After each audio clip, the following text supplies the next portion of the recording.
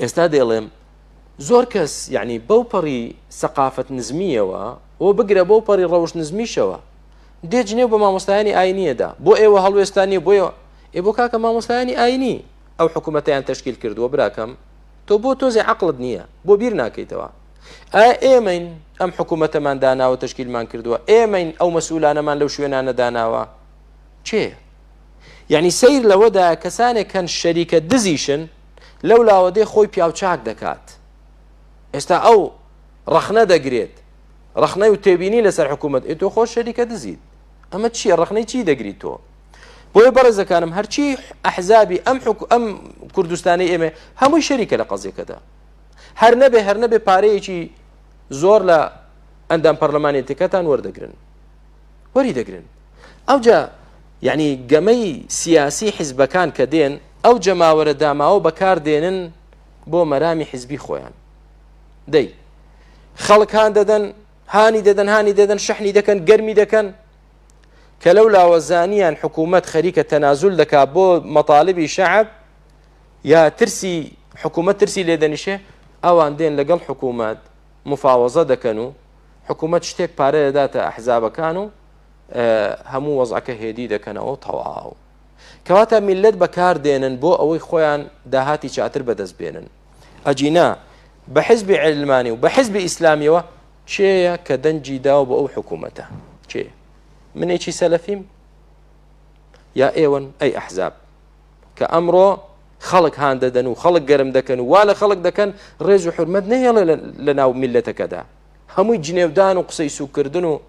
چێیە کاکە چێیە هەرچی ئەحزابە بە عیلمانی و بە ئیسلامیەوە هاتوون ڕێککەوتون ئیتیفاقتان کردو حکوومەتتان تەشکیل کردووە شەرنی هەرم کابینەی پێشتر ئەی کە سەرۆک وەزیران و جێگرەکەی دادەندرێ ئەی ئەحزابە ئیسلامیەکانیش دەست بەرز ناکەن و بەڵێ ئێمە ڕازین با ئەو بێ کەواتە ئێوە داتانەوە کاکە خۆ من دامنەناوە بەڵام سیر لەوە داماوی خەڵک ئەوەیە زۆرێک لە خەڵک فێڵیان لێ دەکرێ دەخەڵەتێنرێن نازانێ ئەوانەی کە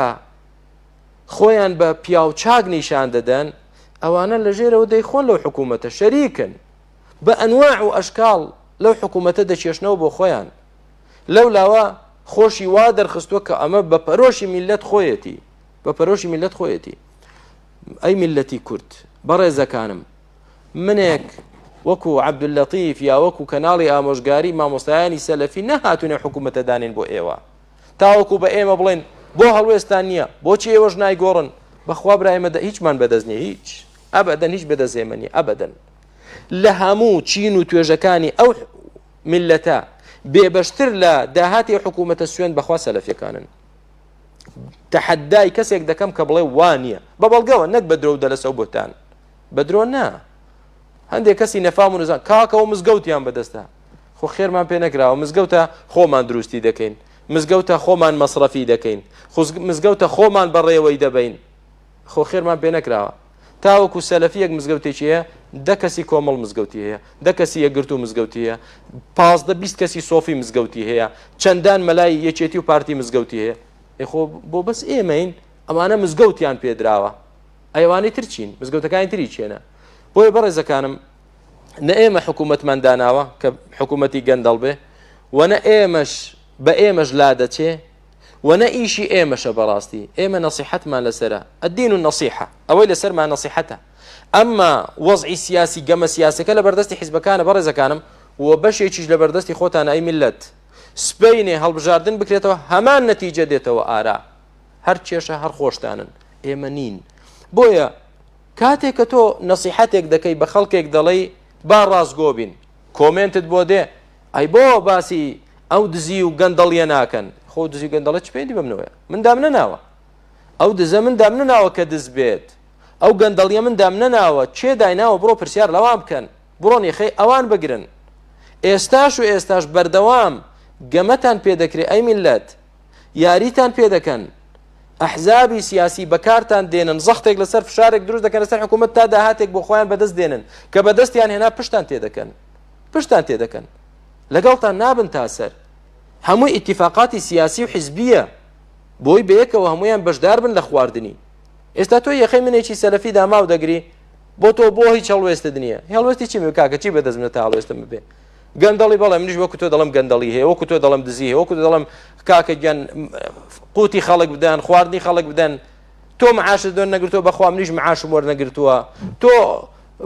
قەرزاری سوێن بەو خوای دروستی کردو من لە تۆ لەوانەیە زۆر قەرزارتر بم چی بکەم کاکە یعنی چی بە من دەکرێت چی بە من دەکرێت تاوەکو بۆت بکەین برا بەڕێزەکەم تۆ بۆ نازانی چی هۆکاری سەرە چییە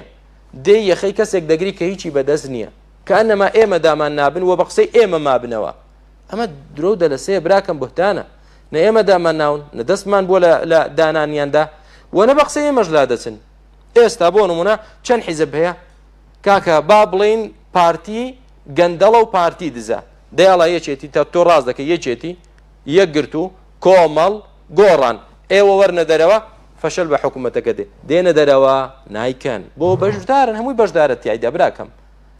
وەرن واز لە پەرلەمان بێنن وەرن ئەوەی کە شوڕتەیە ئەوەی کە چییە کەس دەیکا کەس نایکە کەواتە بۆ یەخی ئێمە دەگرن ئێمە ناڵین ئەو کارە بکەن و بڕۆن وڵات کاول بێن نا ئێمە لەگەڵ ئیسلاحی نەک لەگەڵ ئیفساددا بین بەڵام هەمووی شەریکە لەو مۆزوعەدا دێن یەخی کەسێک دەگرن کە هیچی بەدەست نییە یعنی بەس سەیریکەی لە فەیسبوک و لە یعنی ڕەوشتی کەسانێکت بۆ دەردەکەوێ کە شوێنکەوتەی یعنی جا حیزبێک بێ ئیسلامی بێ علمانی بێ ئەم هەموو جنێوی سووک و قسەی ناشیرن و ڕەخنەگرتن و کە ئەنەما ئەوان نییە هاتوون ئەو میلەتەیان ڕزگار کردووە ئێمەی سەلەفی ڕێمان لێگرتوون دەڵێن دەبێت ئەو حکوومەتە بمێنێ دەبێت ئەو زوڵمە بمێنێ دەبێت ئەو میلەت کاکە خۆی ئێمە نین براکەم ئێمە ڕێمان لە چێ گرتووە فەرم و دەتوانن چ گۆڕانکاریەکەن بیکەن برا خۆی من ڕێمان لێنە کەسیش لەسەر قسەی ئێمە نەوەستەوە بەس ئێمە دەڵێن وریابن نەبن بە سوتەمەنی کەسانێک کە مەرامی حیزبی و شخصی خۆیانیان هەیە و لەگەڵ زوڵمیش نین ئەوانش کە حکوومەتیان بەدەستە قوتی خەڵکیان بەدەستە لە خوا بترسن ئەگەر بێت و